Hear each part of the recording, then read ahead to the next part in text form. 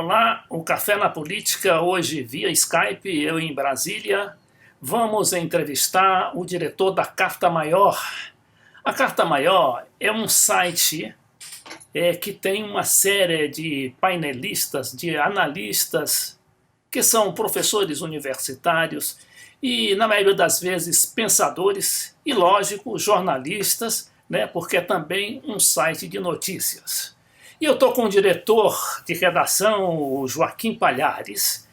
É um homem de larga tradição na esquerda democrática, na resistência democrática, e ele vai nos falar agora sobre essa experiência que ele está tendo, né, de um site alternativo, que é uma batalha constante na internet, sobretudo quanto contra essa grande mídia, esses grandes sistemas oligárquicos e midiáticos. Ô Palhares, como é que está a luta aí em São Paulo? Prezado Francisco, a luta aqui ela é muito desigual, tá? Porque toda a imprensa alternativa, que não é muita, e cuja maioria está estabelecida aqui na cidade de São Paulo, no estado de São Paulo, ela padece do mesmo problema. Todos nós queremos fazer jornalismo, mas é praticamente impossível fazer jornalismo. Por quê? Porque jornalismo implica em fazer reportagem, implica em fazer investigação, implica, portanto, ter uma, duas equipes, pelo menos, de profissionais que consigam ir à rua e colher os fatos que estão no dia a dia das pessoas, das entidades, dos governos, dos partidos, da universidade, e transformar isso em algo, transformar isso em informação de qualidade para os leitores. Ocorre que para fazer isso tem que ter recursos. Se você não tem recursos, você não consegue ir à rua, você não consegue produzir reportagens, você acaba não fazendo jornalismo. Então, a Carta Maior, que já teve uma redação para um nível, para este meio internet, dá para se dizer poderosa, porque só em São Paulo nós chegamos a ter 24 jornalistas, 6 em Brasília, 2 no Rio e 1 no Rio Grande do Sul. Lamentavelmente, fomos colhidos por uma crise de abastecimento de publicidade governamental e fomos obrigados a desmanchar a redação, e desse momento até hoje nós somos, na verdade, um veículo de análise, não é? Porque contamos com a colaboração dos contatos que a Carta Maior conseguiu estabelecer nesses já 15 anos de atividade. Talvez já seja o veículo de esquerda com maior sobrevivência na história do jornalismo brasileiro. E os laços que a Carta Maior conseguiu estabelecer, não só no Brasil, não só na América Latina, mas em todo o mundo, eles são fruto dos vínculos criados com a motivação que nos levou a existir, que é o Fórum Social Mundial. Correto. Então, dependendo desses contatos, não é? A Carta Maior tem colaboradores de toda a América Latina, dos Estados Unidos e da Europa. E nós vivemos praticamente 70% do nosso conteúdo publicado no dia a dia, ele vem de análises.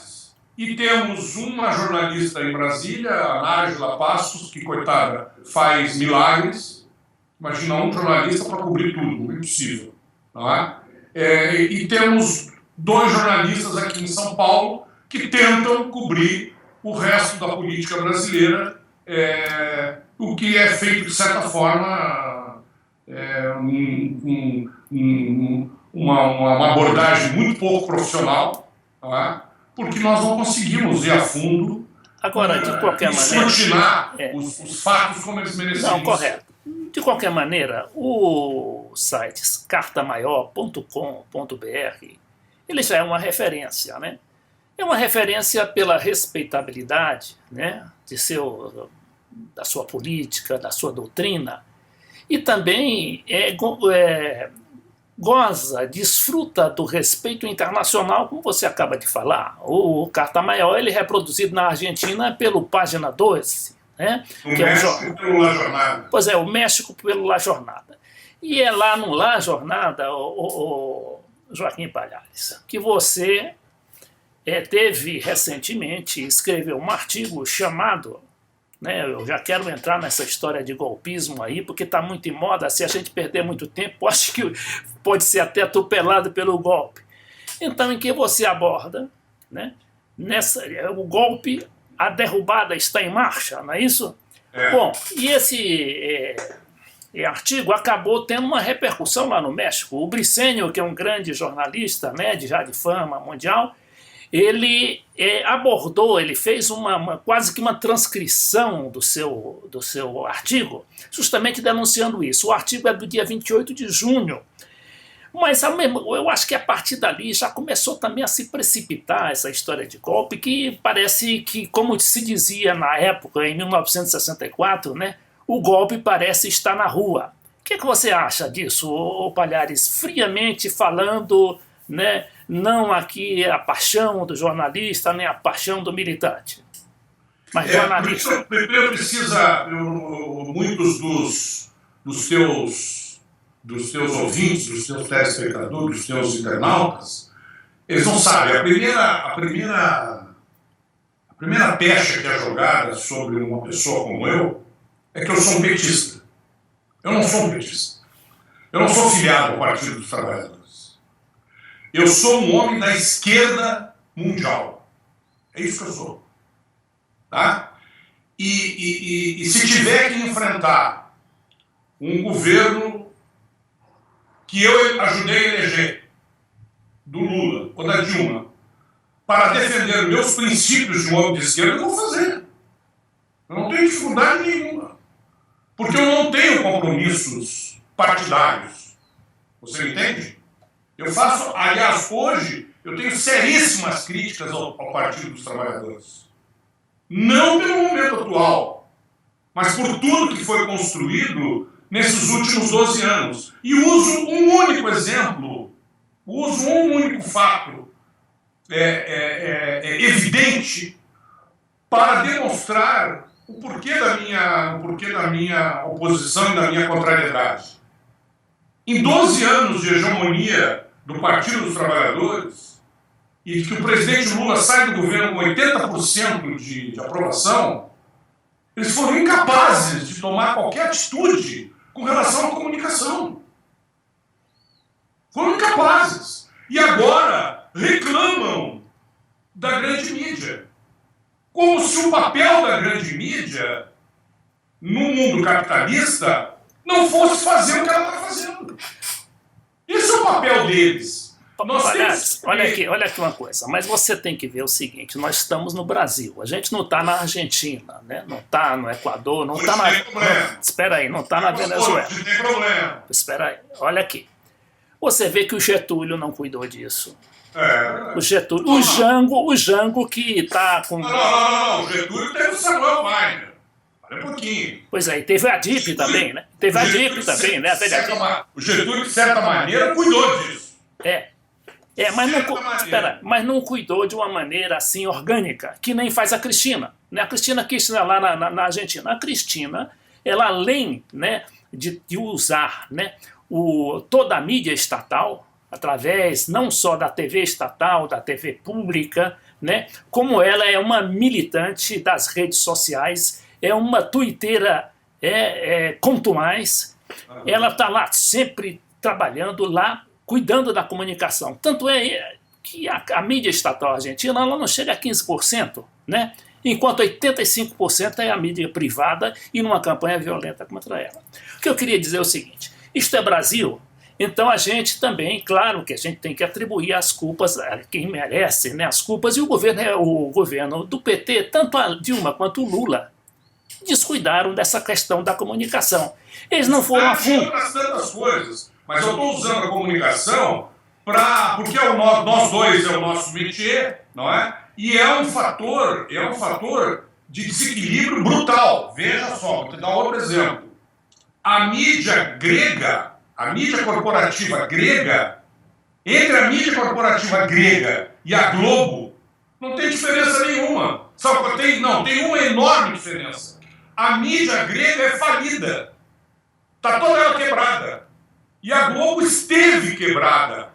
Esteve quebrada. E o governo brasileiro, na sua larga compreensão de solidariedade com os trabalhadores da Globo, entendeu de que não poderia permitir que a Globo quebrasse. Porque o desemprego seria avassalador numa área que é muito difícil de criar empregos.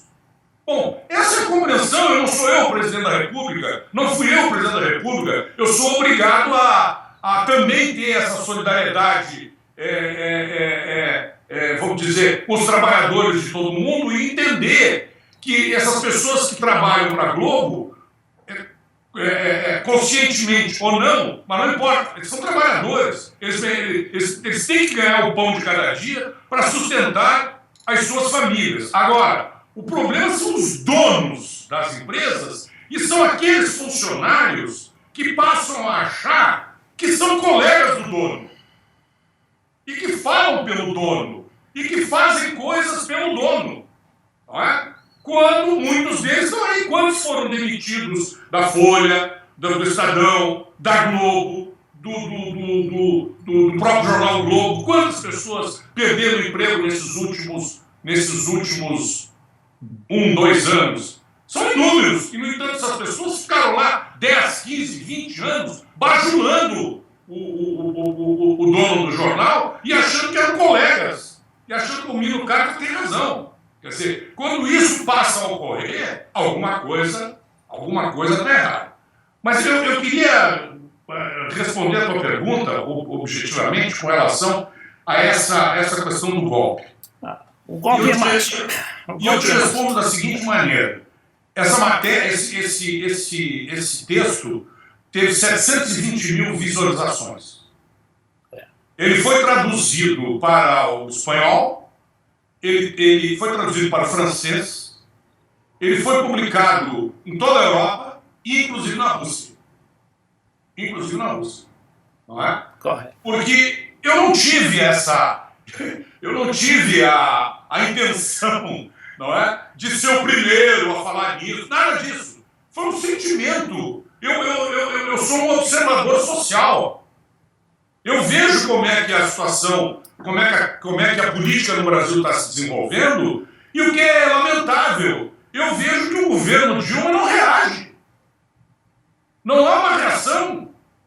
Não é? Aquele menino que parece que invadiu a comitiva dela e faz ofensas gravíssimas a ela, de natureza moral e ética, não é?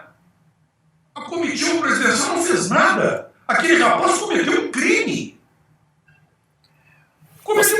Você sabe que qual é a pena disso? O palhaço, nos Estados Unidos, só um momentinho. Espera aí, só um momentinho, palhaço. Começaram a me levar a pensar que, olha, tem uma coisa séria aí acontecendo. Bom, palhaço, a Folha desse final de semana... Espera aí, me permita. Só para completar. Tá. A Folha desse final de semana deu razão ao meu texto. A Folha desse final de semana publicou um caderno especial, não é? Divulgando os passos do golpe, ô Francisco. Correto, olha aqui. Isso aí a gente vai abordar no próximo bloco, porque a gente já está terminando este. Mas só para ficar nos Estados Unidos, ali nos Estados Unidos, o Noam Chomsky costuma dizer o seguinte, olha, qualquer tentativa de golpe qualquer desacato à figura presidencial é pelo menos 15 anos de cadeia e prisão imediata. Né? Agora, é o seguinte, isso é Brasil, né? Vivemos num Brasil, um Brasil difícil de entender, mas é um Brasil que precisa também uma certa paciência, não é? Claro que é preciso militância, é preciso trabalhar. Mas nós vamos para o segundo bloco. Um grande abraço e dentro de mais alguns instantes estaremos de volta. Quem tem medo de Hugo Chávez? Uma abordagem sobre a nova América Latina. Suas taxas de crescimento com inclusão social que dão inveja à Europa. Mais do que um livro, esta é uma análise do blogueiro FC Leite Filho. Das políticas de Chávez, Lula, Dilma, Cristina Kirchner, Evo Morales, Rafael Correa e Daniel Ortega, que nos arrancaram das políticas de arroxo e nos mantêm longe da crise que afunda os europeus e até mesmo os Estados Unidos. Quem tem medo de Hugo Chávez? Leitura obrigatória.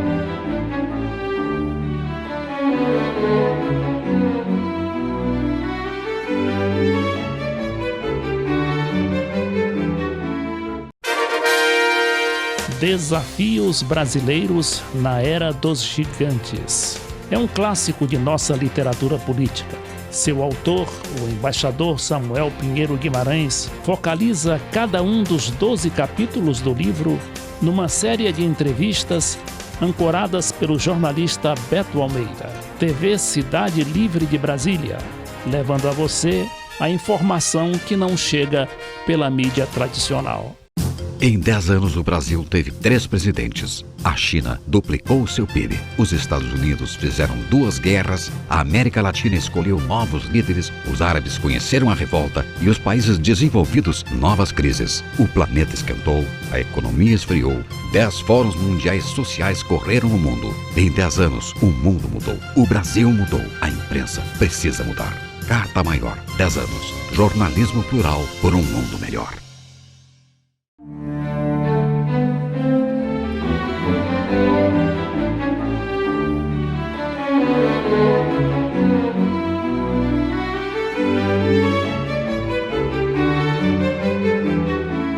Voltamos então com o Joaquim Palhares, diretor de redação do site cartamaior.com.br, uma das maiores referências do jornalismo, tanto na internet como do jornalismo de uma maneira geral, porque hoje o jornalismo não é mais só impresso, né? O jornalismo é essencialmente vídeo, é essencialmente internet e, para não dizer televisão também, né? Porque a televisão já está dentro da internet. Bom, Palhares, voltando à questão do golpe, né? Eu vi também lá um artigo do Leblon, do Saul Leblon. Ele faz um artigo, né, esmiuça mais, né, inclusive aborda essa questão da Grécia. Mas ele também, a meu ver, ele diz o seguinte, olha, essa questão do pacote econômico, né, do ajuste, a Dilma teria de fazer uma repactuação. Concordo totalmente com ele. Mas só que a Dilma, ela sofreu uma intervenção do FMI. O Levi foi empurrado na garganta dela. Goela abaixo. Goela abaixo. Então, ela não teve condições de fazer nada. Justamente por quê? Porque o PT, o governo não tem militância e o governo não tem comunicação.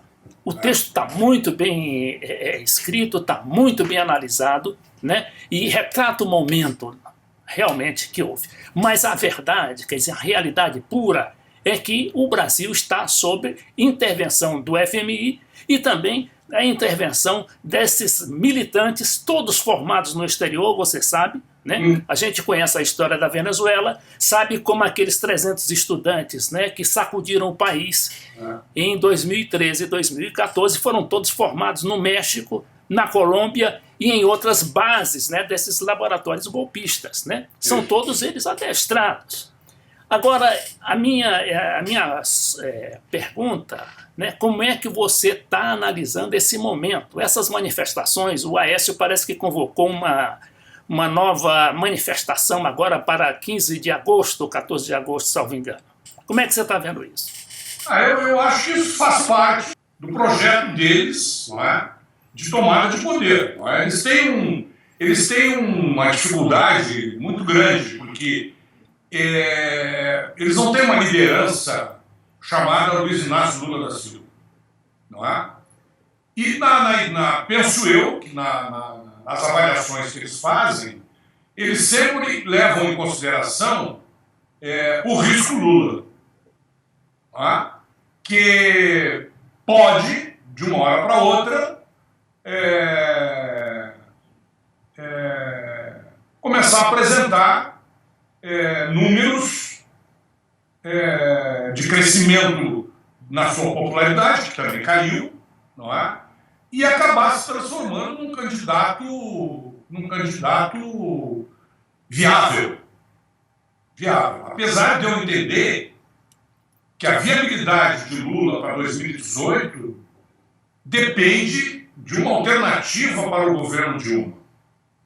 Essas coisas elas não estão desligadas, não é? Qualquer movimento que a esquerda queira fazer, como essas alianças que estão sendo propostas, não é?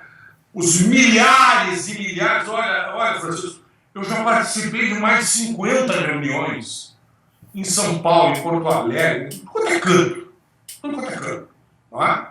É na casa das pessoas, é num clube, é num local de uma entidade da sociedade civil, tudo quanto é canto. As pessoas começam fazendo uma terapia coletiva e depois começam a apresentar aquilo que elas pensam como uma proposta, uma alternativa de saída para o governo Dilma. Eu quero dizer uma coisa. Qualquer atividade de qualquer setor da sociedade civil organizada que não tiver uma resposta concreta do governo, está fadada, não dá certo. Ou seja, nós temos que resolver o problema de emprego, renda e não permitir que a inflação suba mais do que ela subiu. A direita, o que quer?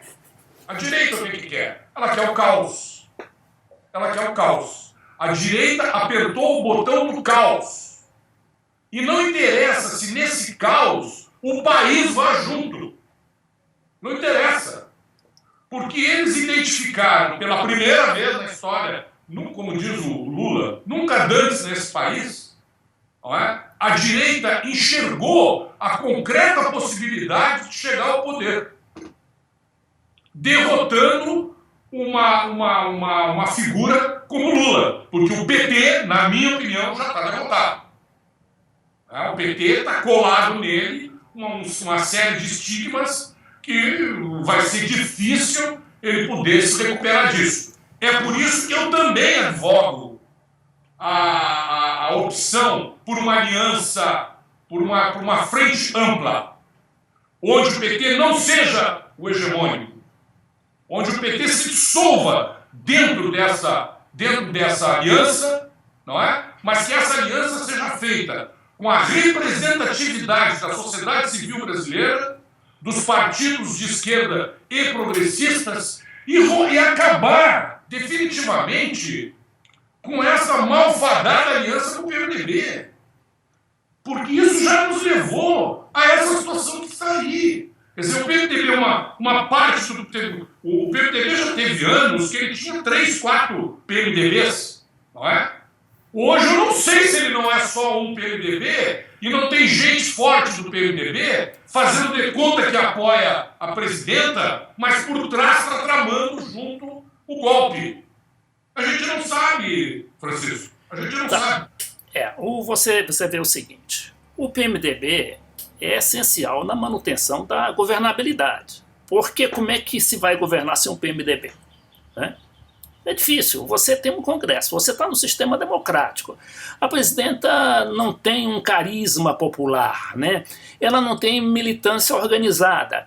Então, ela tem que ir bailando, né, conforme a dança, né? Claro que necessitando de ser mais afirmativa e de ter projetos, porque o governante, a gente conhece, né? A gente está cheio de governantes aí na América Latina, né? Essa menina, a Cristina Kirchner, por exemplo, uma viúva, foi deixada sozinha, o marido morreu, né? E a mulher, rapaz, se impôs, né? Mas ela era mais política do que ele. Não, correto, mas ela se impôs de uma maneira tal, né? Esse é só um exemplo. Hoje, por exemplo, a Cristina, olha o que ela sofreu em matéria de arremetida midiática, né? de golpes, porque ali você sabe que houve, olha, saques, houve atentados a metrô, houve atentados a redes elétricas, né? Só para justamente provocar o caos. Nós não tivemos isso aqui. Na Venezuela nós tivemos isso. Felizmente isso não chegou e pode até ser que chegue aqui. Mas a direita, ela acha que vai derrubar Dilma sem necessidade dessas, né, digamos assim, dessa radicalização. Mas então, Palhares, nós estamos quase chegando ao final. Eu queria que você me dissesse, a seu ver, qual seria o caminho do PT, né, e do governo petista, do Lula principalmente, da própria presidente, dela seguir, né? O que é que ela deveria fazer para reagir, né, a essa situação? Eu acho assim, a presidente Dilma ela tem uma extraordinária vantagem a favor dela, porque ela é uma pessoa digna, ela é uma pessoa honesta, ela é uma pessoa de uma vontade férrea e ela é uma heroína desse país. Então isso conta a favor dela e isso tem um peso extraordinário. Eu não sei, tira o Lula, né, porque o Lula é meio ar-concura. Eu não sei se um outro político do PT, se estivesse no lugar dela na presidência, se ainda estaria lá. Eu não sei. Eu acho que ela está lá por essas qualidades que até a direita mais raivosa é obrigada a reconhecer. Tá? Então, essa é a Dilma e ela é o governo. Ela tem que fazer de tudo para governar. Inclusive, fazer, aí no meu entendimento, eu não tenho, nunca falei com ela, eu não tenho nenhum contato com o Palácio do Planalto. É avaliação de observação. Tá? Ela é obrigada a fazer de conta, como você disse, que o PMDB faz parte da governabilidade. Eu não sei se faz, Francisco. Olha, veja quantos, pega os votos que o Cunha está implementando. Bom, o Cunha é do PMDB. O Cunha é do PMDB. Ah? Quer dizer, veja as votações. Eles agora querem botar semana que vem para votar o parlamentarismo. Já no próximo semana? Eles estão querendo botar. Eu não duvido nada, porque ele pode tudo. Ele consegue fazer votação em cima de votação. Então, essa coisa da governabilidade... Mas, espera aí, tem uma coisa também. Olha, essas emendas do Cunha não passaram nenhuma ainda pelo Senado, não. Falta a terceirização, né? Falta o financiamento privado, falta a reeleição, falta a opção de emendas vai para lá. Para reduzirem a idade penal, os discursos no plenário é o seguinte: o povo brasileiro quer a redução da maioridade penal. Pois bem, o Ibope ou a Folha, não sei qual dos dois, acaba de divulgar que 76% da população brasileira é contra o financiamento das campanhas por empresas. No entanto, o ministro Gilmar Mendes, que se faz de morto, que se faz de desentendido, que desrespeita seus colegas, que está destruindo com o Superior Tribunal Federal, que quer acabar com o direito brasileiro, ele senta em cima do voto vista e não devolve. E qual é a justificativa dele? Ele não tem nem o desplante de dizer: não, eu não devolvo porque eu estou cheio de serviço. Que seria uma coisa possível de compreender. Não, ele diz que não devolve porque ele é contra.